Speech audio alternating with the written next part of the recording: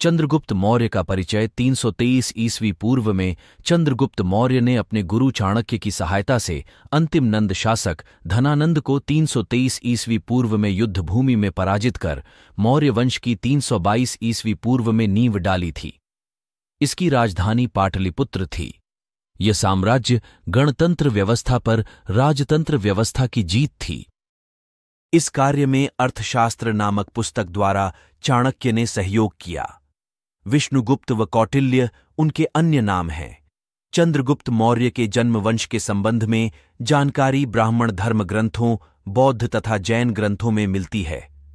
विविध प्रमाणों और आलोचनात्मक समीक्षा के बाद यह साबित है कि चंद्रगुप्त के पिता चंद्रवर्धन मौर्य थे। उसका पिप्पलिवन में जन्म हुआ था। धनानंद ने उन्हें धोखे से हत्या कर दी। जिस समय चंद्रगुप्त राजा बना था, भारत की राजनीतिक स्थिति बहुत खराब थी। उसने सबसे पहले एक सेना तैयार की और 317 ईस्वी पूर्व तक उसने संपूर्ण सिंध और पंजाब प्रदेशों पर अधिकार कर लिया। अब चंद्रगुप्त मौर्य सिंध तथा पंजाब का एक क्षत्र शासक हो गया। पंजाब और सिंध विजय के बाद चंद्रगुप्त तथा चाणक्य ने घनानंद का नाश करने हेतु मगध पर आक्रमण कर दिया। युद्ध में चंद्रगुप्त से क्रूर धनानंद मारा गया।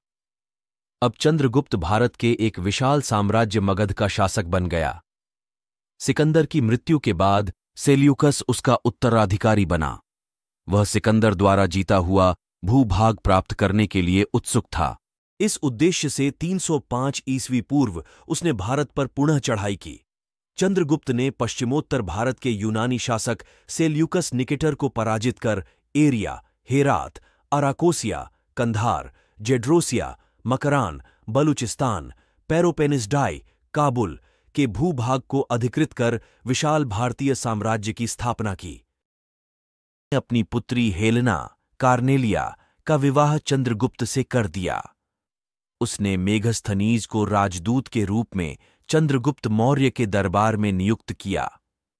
चंद्रगुप्त मौर्य ने पश्चिम भारत में 100 राष्ट्र तक प्रदेश जीतकर अपने प्रत्यक्ष शासन के अंतर्गत शामिल किया। के अनुसार इस प्रदेश में पुष्यगुप्त वैश्य सम्राट चंद्रगुप्त मौर्य का राज्यपाल था। इसने सुदर्शन झील का निर्माण किया।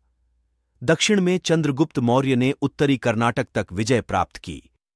चंद्रगुप्त मौर्य के विशाल साम्राज्य में काबुल, हेरात, कंधार, बलूचिस्तान, पंजाब, गंगा यमुना का मैदान, बिहार, बंगाल, गुजरात तथा विंध्य और कश्मीर के भूभाग सम्मिलित थे।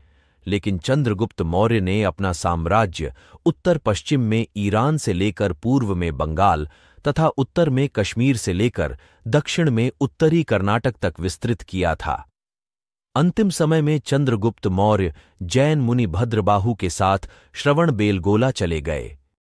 288 ईस्वी पूर्व में संलेखना उपवास द्वारा चंद्रगुप्त मौर्य ने अपना शरीर त्याग दिया।